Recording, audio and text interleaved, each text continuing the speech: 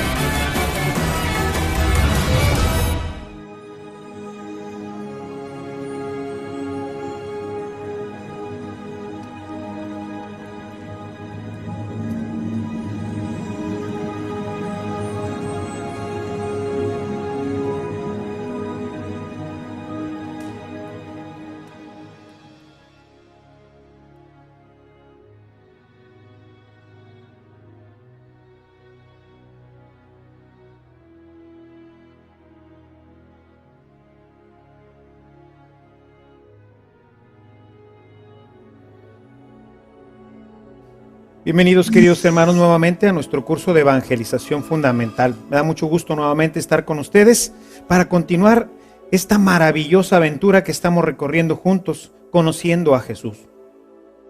Hoy vamos a introducirnos en un tema maravilloso, pero antes de eso quisiera recordar un poco cómo venimos en nuestro desarrollo. Hemos visto que Dios había pensado para nosotros un plan maravilloso. Nos había destinado para vivir eternamente con Él, empezando desde el paraíso. Sin embargo, el hombre pues se equivoca, se deja seducir por el demonio y pierde su oportunidad de estar con Él eternamente. Se cierran las puertas del paraíso, pero como lo dijimos en su oportunidad, Dios no se da por vencido.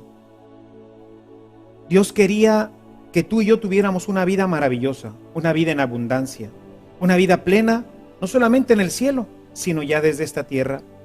Y por eso, como lo veíamos en nuestro tema pasado, vemos cómo Jesús viene a morir por nosotros, viene a morir por ti y viene a morir por mí. El precio de nuestro rescate, su sangre preciosa. Él da su vida, da su sangre para que tú y yo tengamos vida y la tengamos en abundancia. Pero ¿cómo le hacemos para tener esa vida en abundancia? Bueno, pues Dios ha preparado un proyecto maravilloso para nosotros. Dios quiere que esta vida en abundancia la podamos tener tú y yo. Y para poderlo hacer, hay una cita en la Sagrada Escritura, en el Evangelio de San Juan, en el capítulo 15, los versículos del 1 al 7. Yo soy la vid verdadera, y mi Padre es el viñador. El Padre corta todas las ramas unidas a mí que no dan fruto y poda las que dan fruto para que den mucho más fruto. Ustedes ya están limpios gracias a la palabra que les he comunicado. Escucha, quisiera que si tienes ahí para subrayaras el versículo 4. Permanezcan unidos a mí como yo lo estoy a ustedes.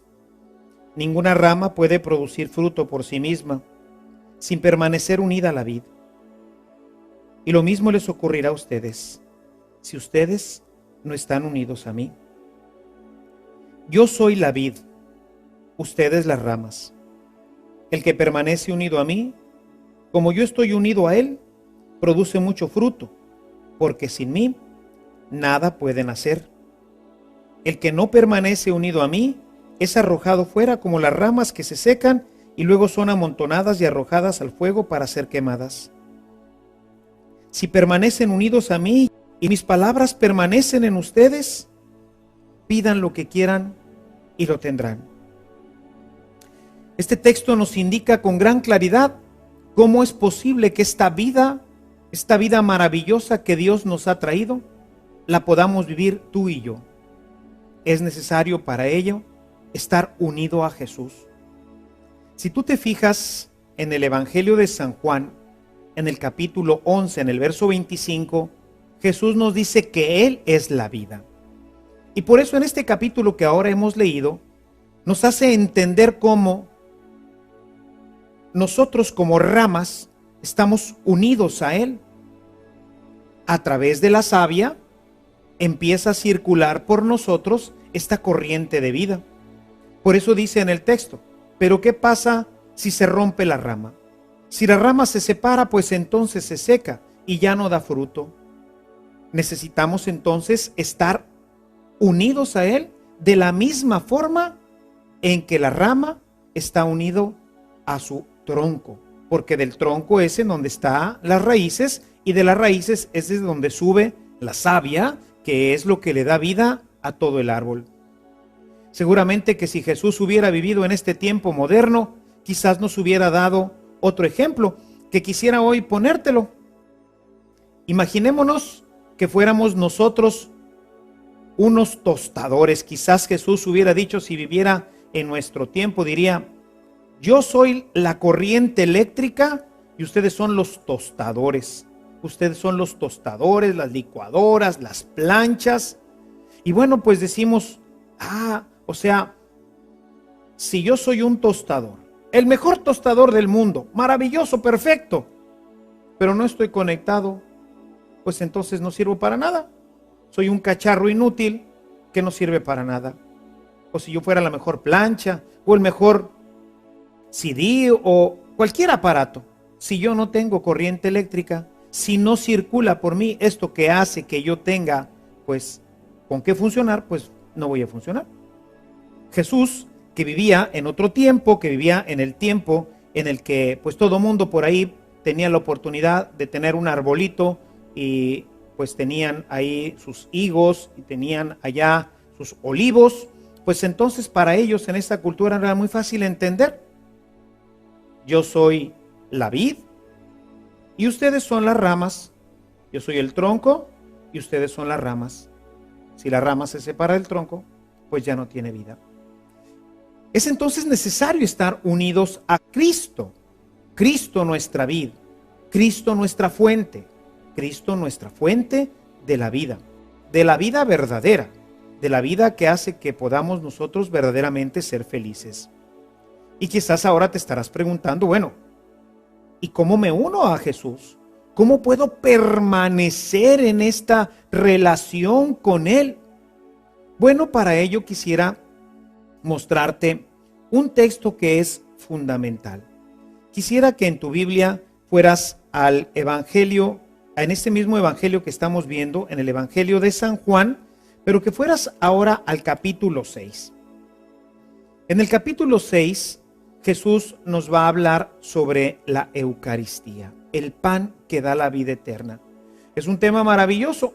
Ojalá y pudieras leer todo este capítulo. Se le llama teológicamente el sermón de Jesús sobre el pan de la vida. San Juan quiso incluir en su evangelio esta explicación maravillosa, que son una colección de temas, una colección de sermones, una colección de catequesis que Jesús hizo sobre este tema fundamental que es la Eucaristía y que finalmente organizó en un solo capítulo, que es el capítulo 6 del Evangelio de San Juan, Le llamamos el sermón eucarístico.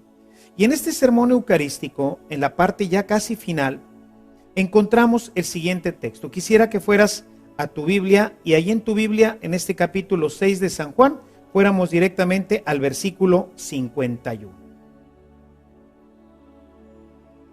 En este versículo dice lo siguiente.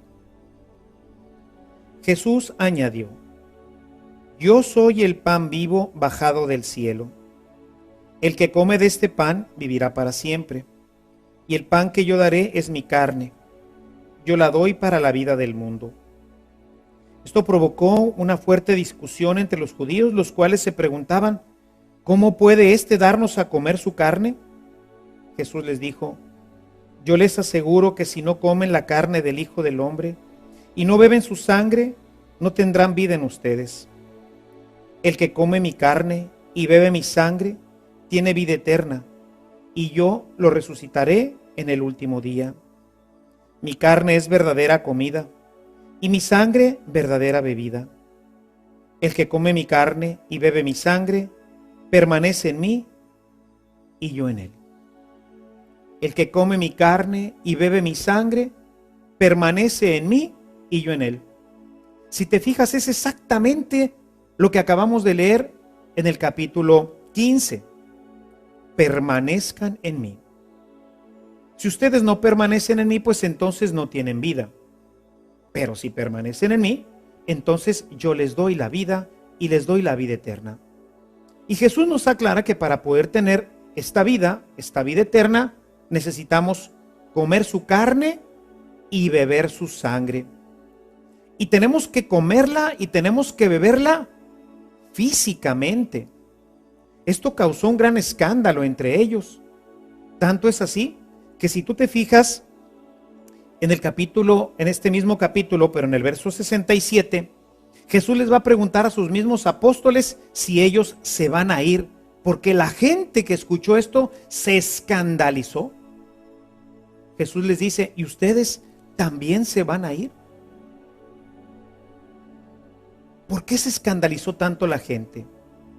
San Juan ha sido muy precavido en escoger las palabras exactas en griego. Recordemos que Jesús predicaba en hebreo, que era el lenguaje en el que pues hablaban en aquel tiempo, ¿verdad? Hablaban en arameo, precisamente. Y en arameo Jesús utilizó unas palabras que escandalizaron, y entonces, para reportárnoslas a nosotros, el evangelista San Juan buscó los términos griegos que mejor pudieran haberlo representado.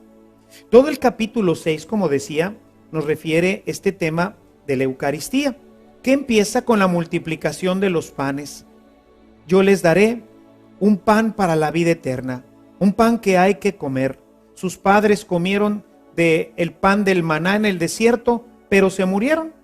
El pan que yo les daré será un pan para la vida eterna.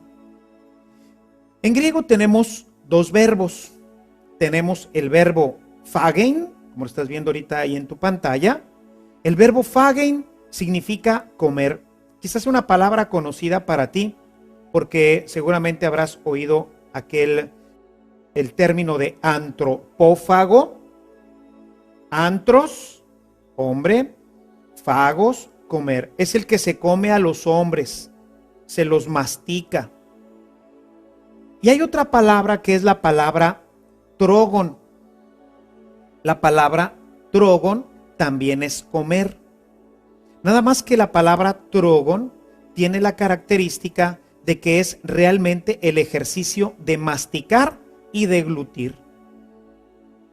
Podríamos nosotros, si el apóstol no hubiera sido tan preciso, nosotros podríamos haber pensado que se refería simplemente a comer en un sentido figurado.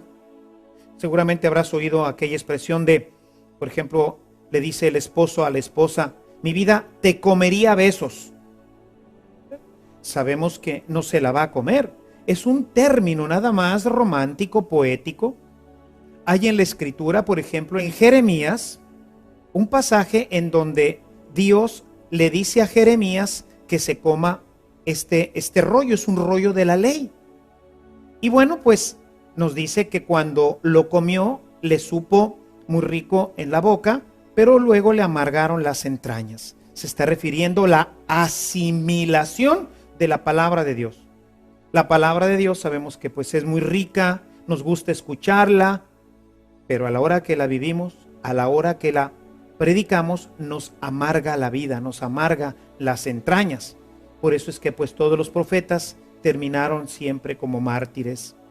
Y vemos ahí entonces el uso de esta palabra phagein, en donde se refiere precisamente pues a un uso general. De hecho, todos los términos que utiliza antes de pasar al versículo 54, ha usado la palabra phagein. Pero inmediatamente después va a usar la palabra trogon, la cual nos habla de masticar. Es el proceso propiamente de deglutir, de comer físicamente. Por eso la gente en ese momento se escandalizó. Ellos estaban entendiendo que tendrían que comérselo, que tendrían que masticarlo. Imagínate, tendrían que masticar a Jesús. Tendrían que agarrar uno de sus brazos y morderlo, comerlo, arrancarle un pedazo de carne y comérselo. Esto era realmente una locura. ¿Quién podría hacer eso? Van a decir precisamente los judíos, ¿quién podrá aceptar todo esto? ¿Quién podrá aceptar esta doctrina? Dice en el versículo 60, muchos de sus discípulos al oír a Jesús dijeron, esta doctrina es inadmisible. ¿Quién puede aceptarla? Era verdaderamente difícil entenderlo. Sin embargo, Jesús lo tenía todo planeado. Jesús tenía todo perfectamente programado para que nosotros pudiéramos comer su carne, para que pudiéramos beber su sangre. Si me acompañas, ahora vamos al capítulo 26 del Evangelio de San Mateo, la última cena.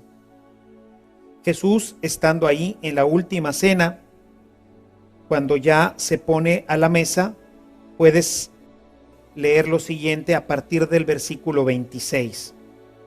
Dice, durante la cena, Jesús tomó pan, pronunció la bendición, lo partió y dándolo a sus discípulos dijo, tomen y coman, esto es mi cuerpo.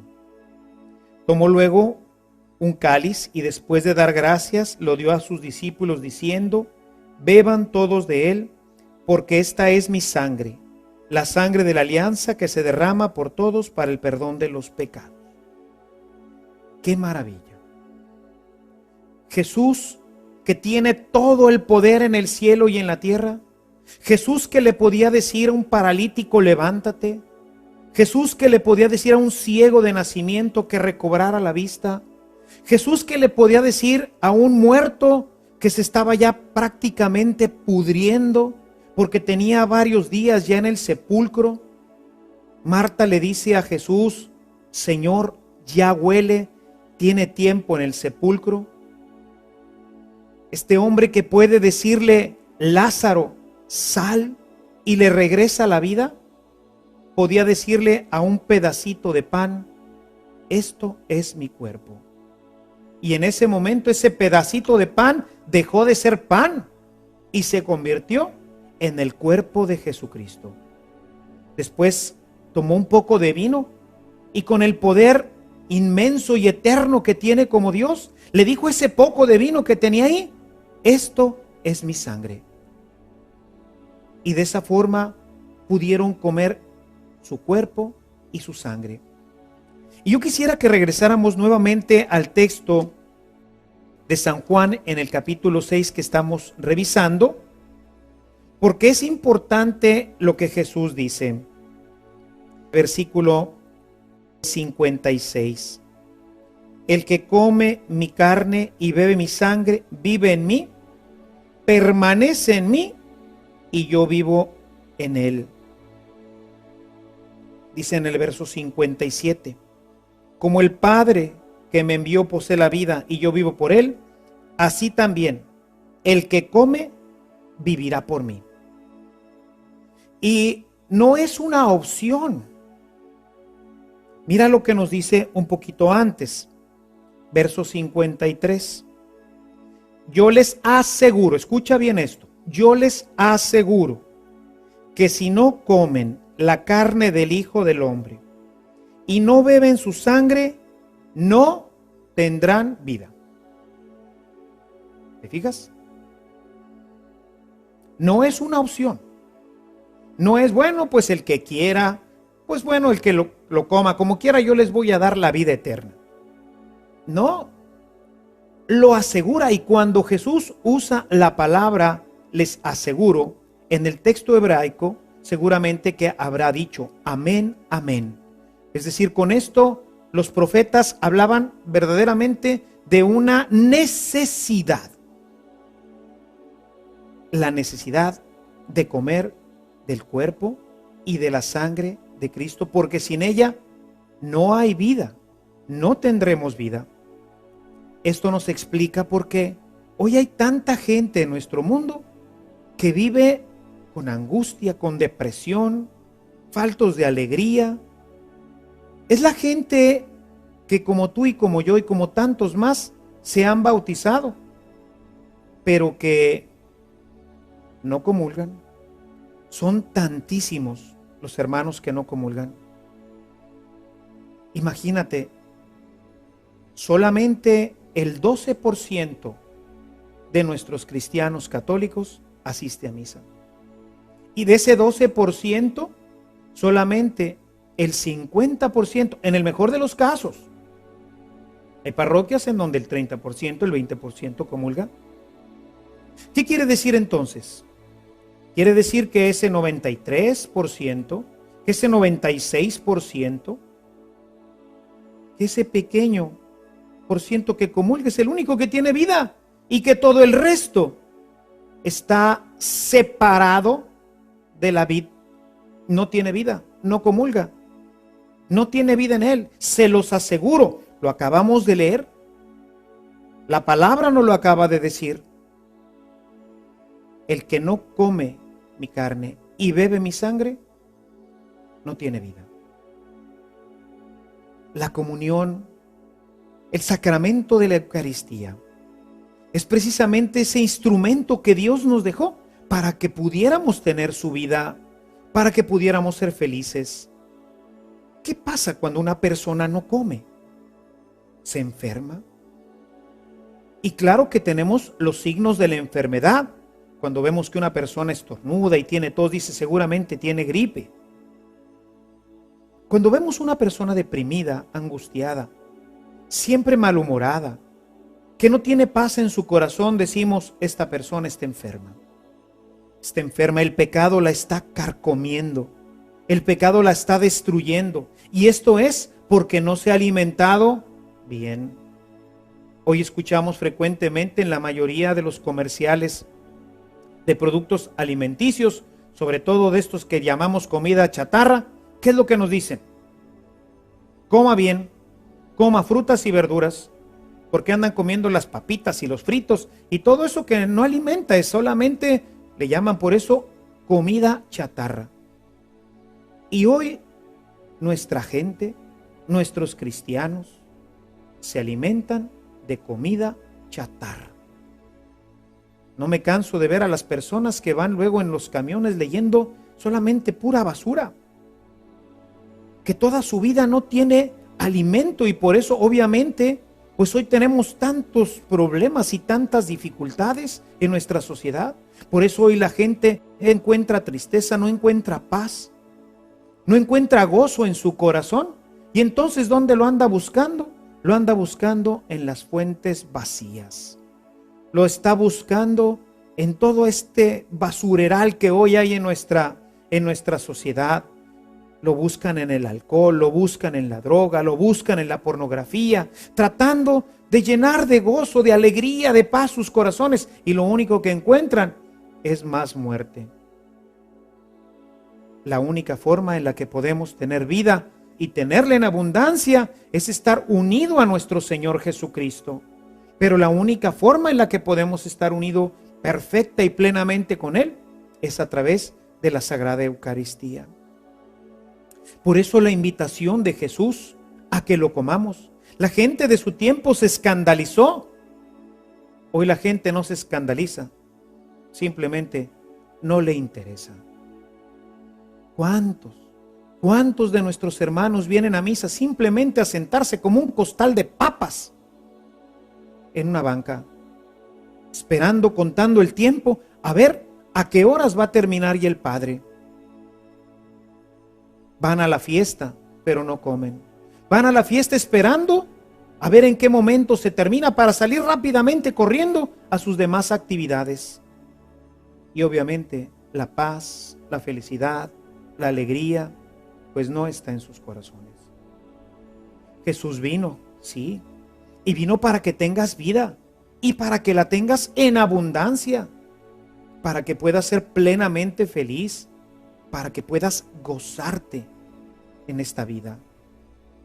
¿Qué necesitas? Alimentarte bien, comer de su cuerpo y beber de su sangre, venir los domingos a comulgar. Y claro que lo puedes hacer no solamente los domingos. Una persona bien alimentada pues no solamente come bien el domingo. Una persona bien alimentada come el lunes y el martes y el miércoles y todos los días. Para tener fuerza, para tener vida interior necesitamos la Sagrada Eucaristía. Y hoy tanta gente que no lo hace.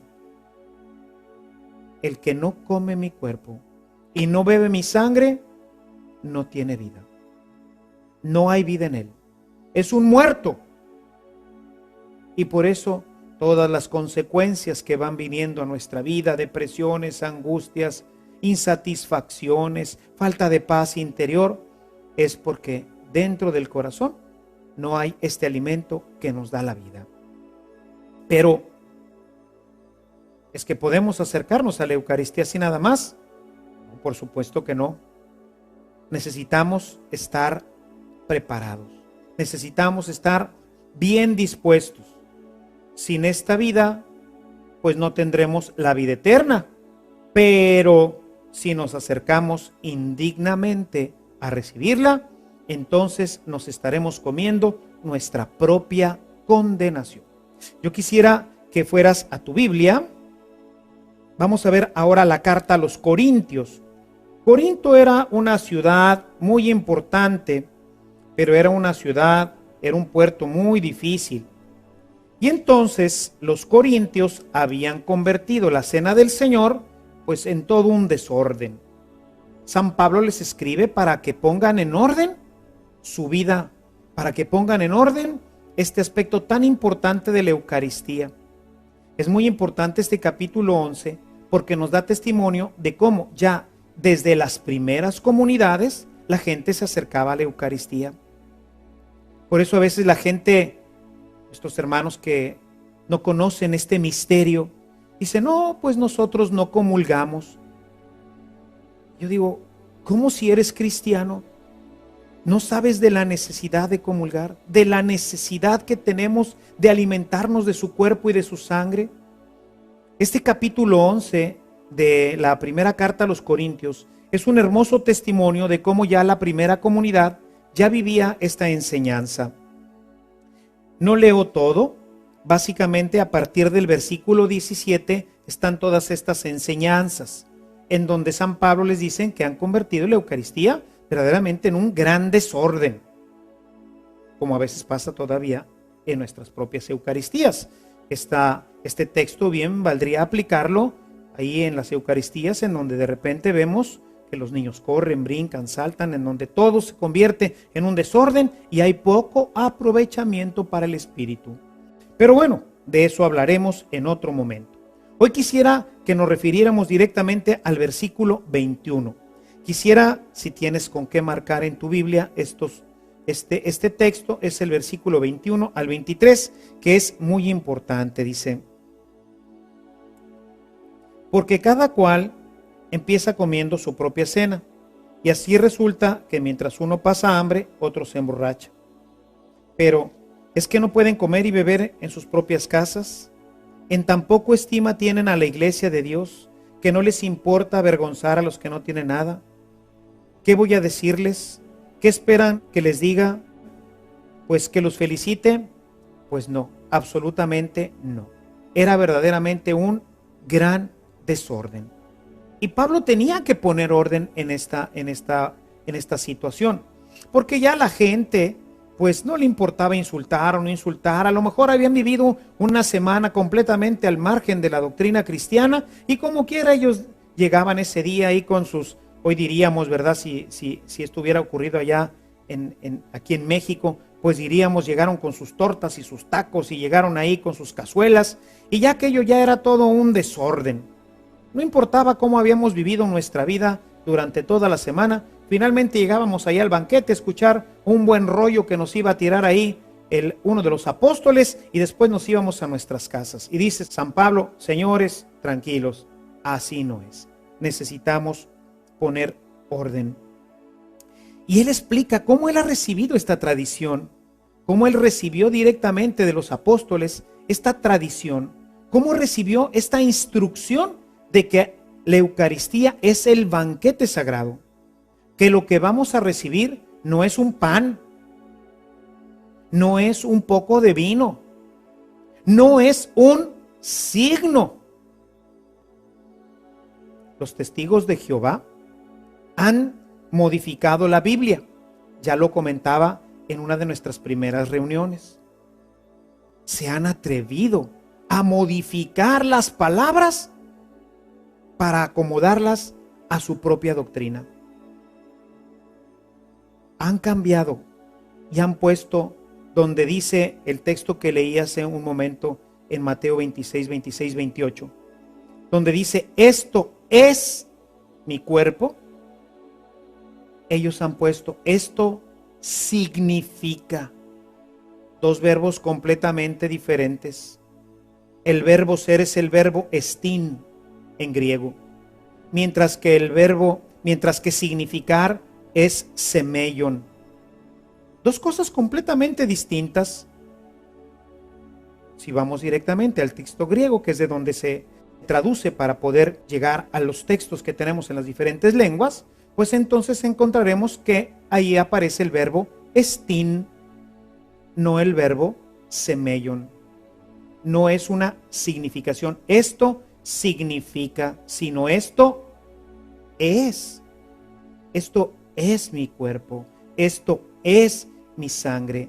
Hay una transformación, se llama en teología una transubstancialidad. Deja de ser una substancia, ya no es la substancia de pan, sino que ahora es la substancia de Cristo, verdaderamente su cuerpo. No es una significación. Lo que nosotros hacemos cada domingo no es simplemente una representación de lo que ocurrió en la última cena. Teológicamente se le llama memorial. Nosotros hacemos una memorialización, no un recuerdo.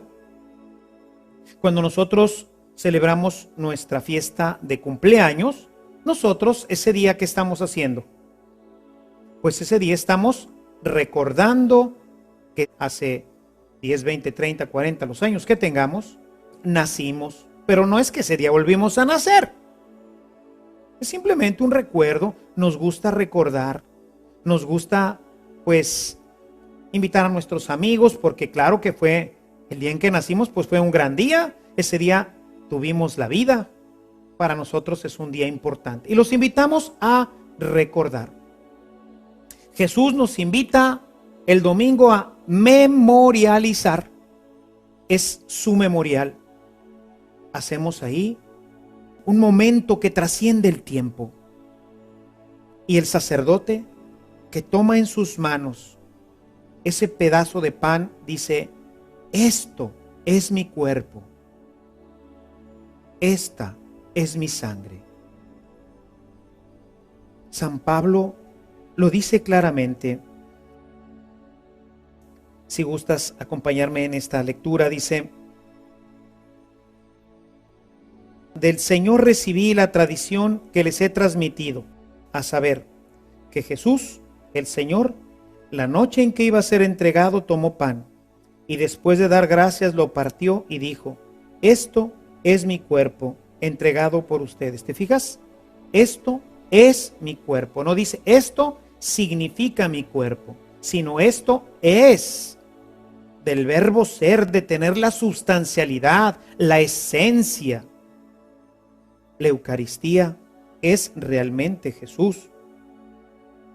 Igualmente, después de cenar, tomó el cáliz y dijo: este es el cáliz de la nueva alianza sellada con mi sangre.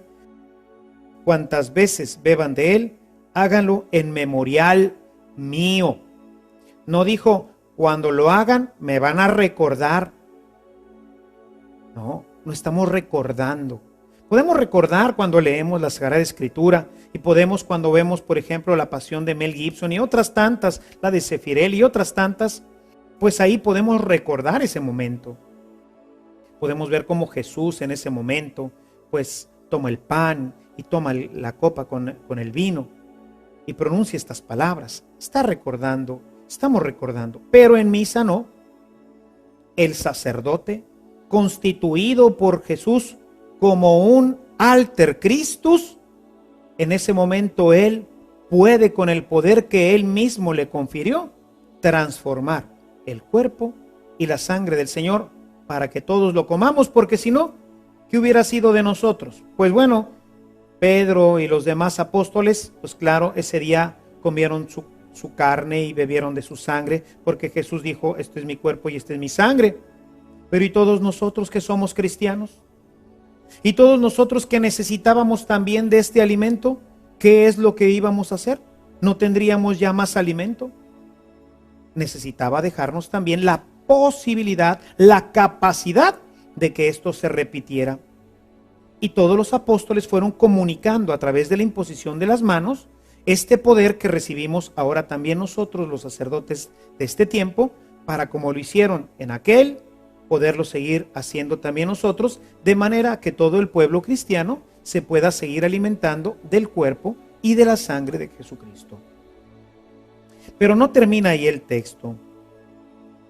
Dice en el versículo 26: así pues, siempre que coman de este pan y beban de este cáliz, anuncian la muerte del Señor hasta que venga.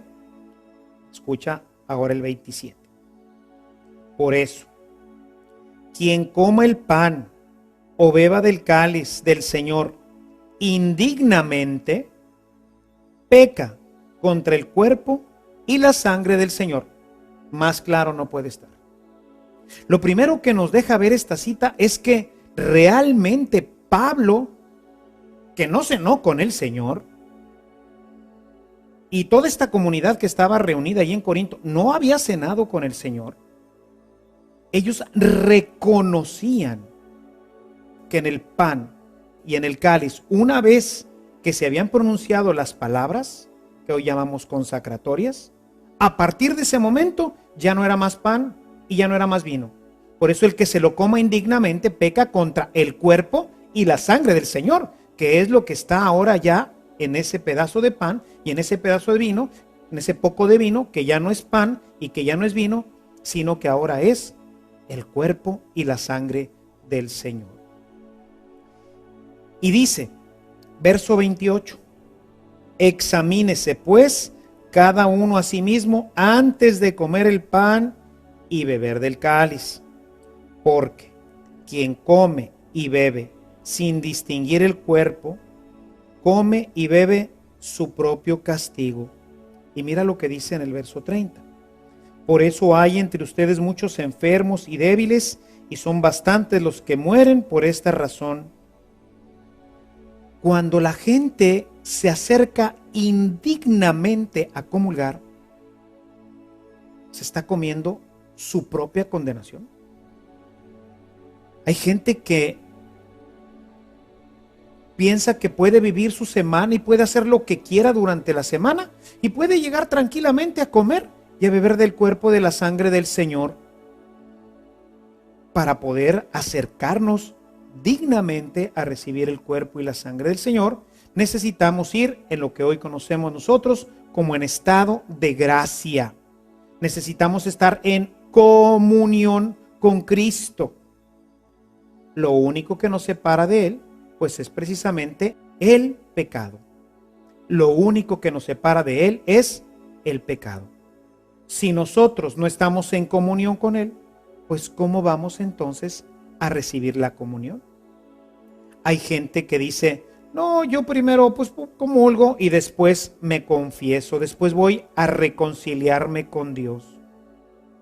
Cuando yo ofendo al Señor, cuando yo hago lo que Él me prohíbe hacer, como ya lo hemos visto anteriormente, se rompe nuevamente mi relación con Él y necesito nuevamente volverla a entablar. Un ejemplo que me gusta ponerle mucho a los niños, porque se me hace que cuando el niño puede comprender esto, pues es también muy fácil que nosotros como adultos lo comprendamos. Imaginémonos que el niño está jugando como todos los niños y pues ese día llovió y ya ven que a los niños les encanta, a todos nos ha gustado jugar con el lodo, hacer pastelitos y castillitos. Y bueno, pues llega el niño que está casi para echarlo así completito a la lavadora, ¿verdad? Viene todo completamente lleno de barro, viene completamente lleno de lodo. Imaginémonos que el niño pues ya la mamá lo llama para comer, ha estado jugando toda la mañana ahí con el lodo y entonces pues llega así con todas sus manos completamente llenas de lodo y entonces le dice, oh, muy bien mamá, me voy a sentar a comer. Pero, momento, no.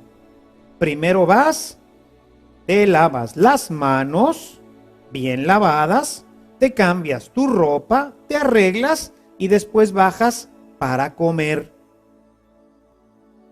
¿O dejaríamos que un niño se acercara así todo hecho un lodo? ¿Se acercara a comer? Se llenaría de microbios, de bacterias, se enfermaría. No, necesitamos acercarnos a comer con las manos limpias. Bueno, si eso lo decimos para comer la comida normal, pues lo mismo y más aún tendríamos que decir para comer la comida espiritual. Lo que lavamos no es las manos, sino es el alma. Y para que pudiéramos lavar el alma como el Señor, pues claro que nos conoce y sabe de todas nuestras debilidades, pues nos dejó también un sacramento que nos ayuda a poder recuperar la gracia. Es el sacramento de la reconciliación. Cuando nosotros ofendemos al Señor, cuando rompemos nuestra relación con Él, entonces necesitamos volverla a unir. Y esta forma para poderla unir es el sacramento de la reconciliación. Necesitamos que Dios nos perdone los pecados. Y entonces diríamos, bueno Señor, pues perdóname, yo te pido perdón. Pues bueno, quizás nos gustaría eso. Y de hecho hay mucha gente que hace eso. Pero nosotros tenemos que hacer lo que dice la palabra de Dios. Y yo quisiera que regresemos nuevamente a San Juan, pero ahora nos vamos a ir al capítulo 20, los versículos 21 al 23. Estamos en el contexto de la resurrección.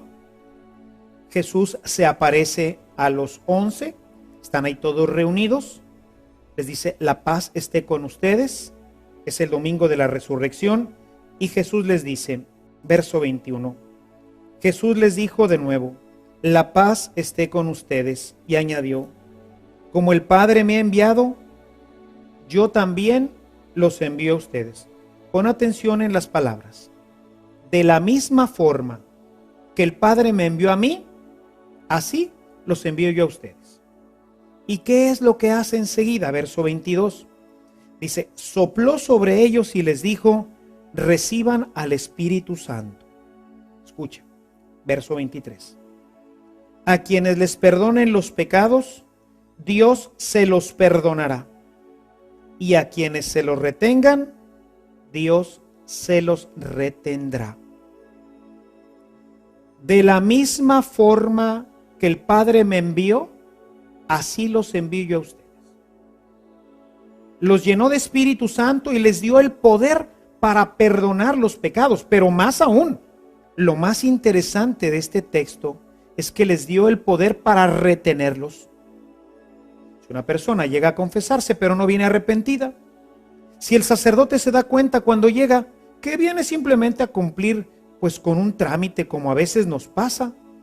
¿Cuántas veces me toca confesar gente, ayudarle en su proceso de reconciliación a la gente que viene simplemente a confesarse porque el día siguiente se casa un hijo, o porque va a tener una fiesta, porque va a ser padrino, pero tiene años de no hacerlo y no le interesa? Pero claro que le pidieron allí en la parroquia que llenara un papelito, se lo enseñara al sacerdote, que se lo firmara para que luego pudiera llevarlo y decir, ya me confesé. A los que se lo retengan, Dios se lo retendrá. No porque yo voy a confesarme, automáticamente me va a perdonar el Padre. Exige forzosamente el arrepentimiento, el cambio de vida, porque me voy a volver a acercar a esta fuente de gracia que es Dios, porque me va a preparar este estado de gracia para volver a comer del cuerpo y de la sangre para que pueda yo tener vida. Nos acercamos al sacerdote en el sacramento de la reconciliación para que Él, en el nombre de Dios, en el nombre de Jesucristo que tiene poder para perdonar los pecados, me perdone mis pecados. Y hay gente que dice, no, el sacerdote, ¿por qué tengo que ir yo con un padre? Es igual que yo, es un humano como yo. Momento, sí, humano sí, igual no. Dice, reciban el Espíritu Santo. Y hay un envío. Nosotros recibimos el Espíritu Santo el día de nuestro bautismo. Y podemos ver que es diferente lo que Jesús dice en cuanto a lo que hace el Espíritu Santo en el bautismo. Vayan por todo el mundo y bautícenlos. ¿Para qué? Para que forman parte de mi pueblo, para que formen parte de la familia. Y sabemos que por el bautismo, como ya lo mencionamos, empezamos a ser hijos de Dios y hermanos de todos nosotros. Nos unimos a Jesús, a la gran familia de Dios. Pero a los 11 reunidos en ese día, los envió con la misma misión que él había recibido del Padre, que era reconciliar al mundo con él. Y para ello, pues obviamente tendría que darles el poder. Hay un texto para aquellos que dicen, no, es igual, son hombres como nosotros. Yo quisiera que fueras directamente del capítulo 9, hay un pasaje interesante que nos ayuda a comprender mejor esto. En este pasaje, a Jesús le llevan unas personas a un paralítico. Este paralítico va llevado entre 4 amigos y se lo llevan para que él lo sane. Jesús, al ver la fe de estos hombres, pues va a ayudarles. Si gustas, capítulo 9, los versículos del 2 al 8.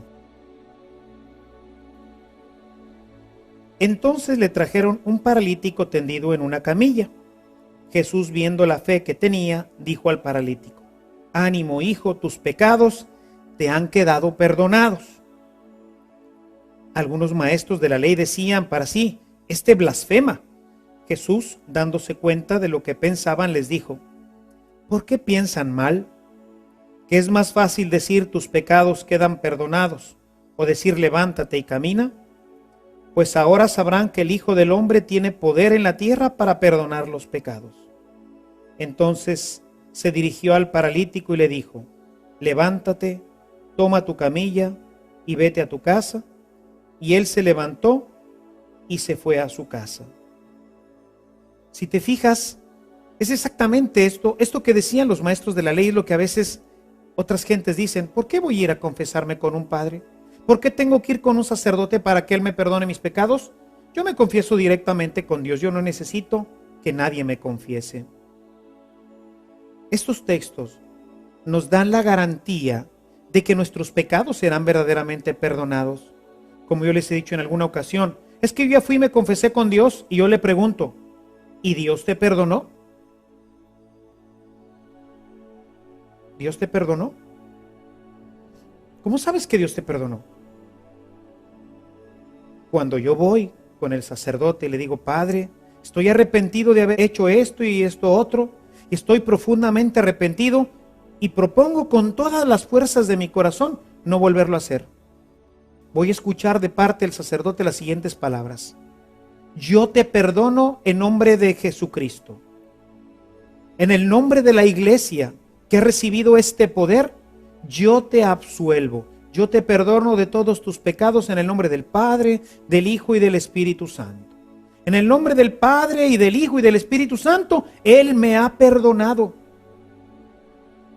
Y como es palabra del Señor, en este texto que escuchamos de Juan, a los que les perdonen, yo les perdono. Él ya me perdonó, Dios ya me perdonó. Por eso es importante hacerle caso a la palabra de Dios. Por eso es importante conocerla. Nos perdemos de tantas gracias, o a veces cometemos gravísimos errores, como por ejemplo el acercarme a comulgar sin estar en gracia, sin haber recibido previamente el perdón de mis pecados, porque me acerco sin discernir el cuerpo y la sangre del Señor. Y entonces, en vez de comer para mi bien, como para mi mal. Y en vez de que la Eucaristía sea fuente de gracia, se convierte en fuente de muerte. Nos comemos nuestra propia condenación, dice el apóstol San Pablo. Por eso, mis amados hermanos, qué importante es la palabra. La palabra que hoy hemos visto, que nos invita a estar unidos con Cristo, a ser parte de ese árbol. Él nos ha injertado para que tengamos vida y la tengamos en abundancia, pero por el pecado la perdemos. El pecado nos vuelve a romper, nos vuelve a separar, y entonces la savia ya no circula, y entonces vamos a entrar en un proceso de muerte paulatino. Vemos las ramas tiradas como poco a poco se empiezan a secar, hasta que no sirven para otra cosa más que para echarlas al fuego. Por el contrario, si estamos unidos a esta vid, entonces a través de la Eucaristía, a través de esa corriente vital de amor que Dios ha puesto en su cuerpo y en su sangre, porque Él es la vida, nosotros empezamos a tener una vida maravillosa y plena. Hoy pues la palabra de Dios nos ha invitado a vivir en gracia. Si has perdido la gracia, reconcíliate con Dios. Busca un sacerdote y escucharás de él. Si vas arrepentido y con un firme propósito de cambiar, escucharás de él. Vete en paz. Yo te perdono en el nombre del Padre, del Hijo y del Espíritu Santo. Y acércate a la Eucaristía. Come de este banquete preparado para nosotros, para que tengas vida y para que la tengas en abundancia. Que el Señor te bendiga y nos vemos en nuestra próxima reunión.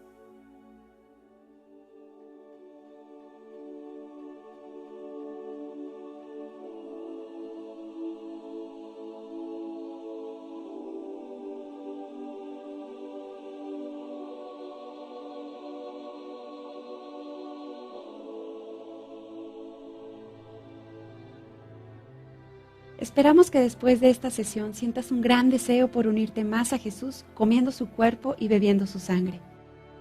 La próxima semana continuaremos con este fascinante tema en el que el Padre Ernesto explicará cómo podemos ser dignos de participar de esta comunión plena y perfecta con Dios si hemos estado viviendo en pecado. Hasta entonces.